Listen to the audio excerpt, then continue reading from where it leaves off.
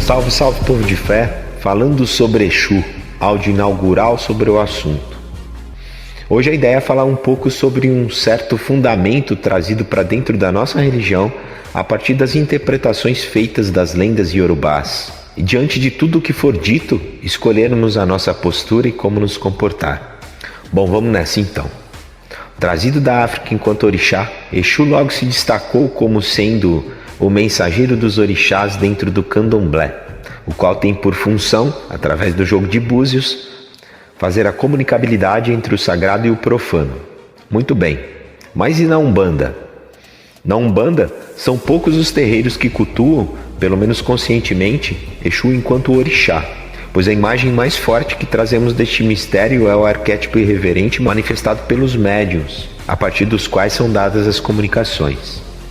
Muito bem. Estas são as particularidades entre Exu e estas duas religiões, o candomblé e a Umbanda. De novo, então, só para recapitular. No candomblé, Exu é o orixá mensageiro que fala em nome dos demais orixás através do jogo de búzios. Na Umbanda, Exu é espírito que se manifesta na linha ou polaridade da esquerda. Até aqui, beleza? Mas não é bem sobre isso que eu gostaria de falar, não. Como eu disse introdutoriamente, Exu é uma figura controversa que gera zilhões de polêmicas, e muitas dessas polêmicas talvez pudessem ser evitadas se houvessem mais esclarecimentos ao corpo mediúnico. Tá, tudo bem, dizer que Exu é direto, que Exu é curto e grosso, que não tem papas na língua e que não titubeia quando tem que dizer umas verdades é uma coisa. Agora, se fiar em lendas aportadas aqui no Brasil na época dos navios negreiros, que sustentam uma imagem de Exu enquanto figura desconfiada, encrenqueira e de caráter duvidoso, é outra completamente diferente. Lembram que eu falei sobre um fundamento que nós íamos mencionar aqui como sendo absorvido dessas lendas? Então, eu falava sobre o fundamento de saudar, de oferendar e de louvar Exu antes de qualquer outro orixá. Até aí tudo bem, porque orixá é orixá. E se Exu é orixá, tem igual a importância dos demais. Mas a água não corre bem por aí não. Acontece que essa primazia que se dá a Exu, oferecendo a ele as primeiras reverências nos trabalhos, nos chegam a partir dessa índole duvidosa trazida pelas lendas. Sim, porque imagina, se Exu é encrenqueiro e cheio de criar confusão, nada melhor do que um agrado ou algumas cantigas para evitar maiores desastres. Sabiam disso? Que essa tradição, hoje praticamente um fundamento de dar de comer a Exu e louvá-lo primeiro que os demais orixás, está atrelado a esse, digamos assim, medo de que Exu se vire contra as giras e os médiuns da casa, vindo com isso atrapalhar o bom andamento e desenvolvimento dos trabalhos? Sabiam disso? Pois é, isso tudo começou a acontecer justamente pela imagem mal interpretada de Exu nas lendas contadas pelos iorubás. Quem conta um conto, aumenta um ponto. Já ouviram esse ditado? Então, imaginem, uma lenda que foi contada lá atrás, que já passou por, sei lá, centenas de milhares de narrações. Imaginem vocês o quanto de detalhes originais ela já perdeu e quantos detalhes novos ela já ganhou. Quem conta um conto, aumenta um ponto, gente. Então, se nós formos analisar essas lendas hoje em dia, não só na oralidade, mas em suas versões impressas em livros, vemos a figura de Exu bem assim, doidinho por confusão. E aí já viu, né? Vai que Exu se revolta contra a gente. Melhor então não facilitar as coisas. Melhor mesmo é saudá-lo e ofertá-lo na abertura dos trabalhos. E assim acontece até os dias de hoje. E é super normal que aconteça. Na verdade, a ideia aqui é mostrar para vocês que em algum momento isso aconteceu por algum motivo. E o motivo, sem dúvida, foi o medo. Medo da personalidade difícil de Exu. Medo de Exu se revoltar contra os trabalhos e contra os trabalhadores. Mas e aí, como e por que tudo isso acontece? Como eu disse, tudo se origina a partir de más interpretações. nas interpretações dessas lendas e nos pontos, entre aspas, que foram colocados dentro delas. Se tem algo que a gente não deve esquecer enquanto fato histórico, é que estes povos antigos da África, as nações iorubás, não tinham outra forma para perpetuar o conhecimento, uma cultura, uma história ou suas crenças. Eles não tinham outra linguagem que não a oral para transmitir essas informações aos seus descendentes.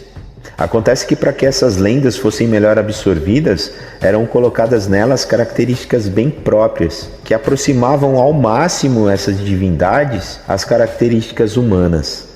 Então, dentro desse contexto, Oxum passa a ser a orixá faceira, sensual, instigante, sedutora, ciumenta, chorona. Ogum passa a ser o orixá briguento, violento, encrenqueiro, assim como Exu, o seu irmão mais novo, em uma dessas lendas. Exu também era visto como traiçoeiro, galhofeiro, encrenqueiro, e aí quem não fizesse o gosto de Exu, já viu.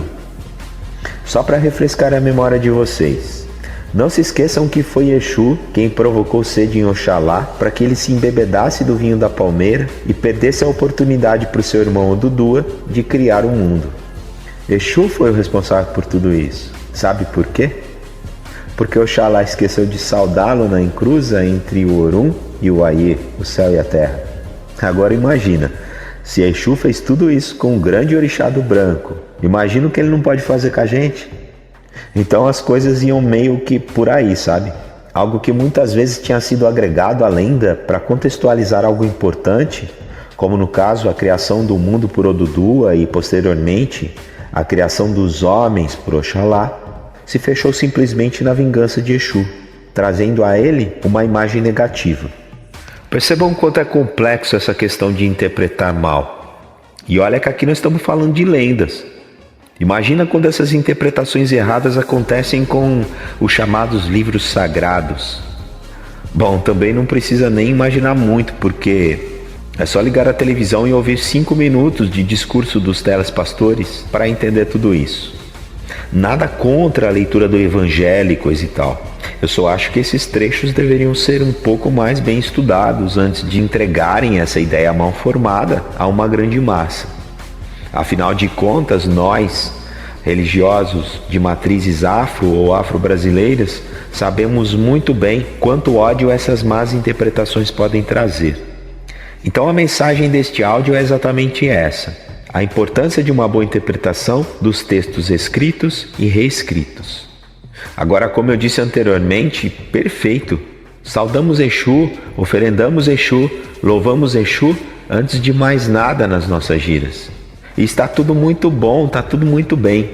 Eu só acho que nós não devemos sustentar nos dias de hoje essa carga de medo, temendo que Exu, aquele personificado com as nossas emoções, paixões e defeitos, venha nos castigar.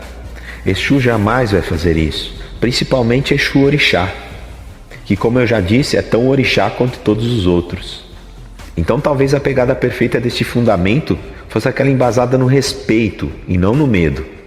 E como eu costumo dizer, se Deus fosse mais respeitado do que temido, talvez nós estivéssemos em outro nível consciencial. Mas vamos que vamos. É isso então. Essa era a ideia que eu queria passar através desse áudio. Se vocês gostaram do assunto, curtam, divulguem o canal, compartilhem esse áudio e assinem o canal caso queiram receber as notificações de novidades.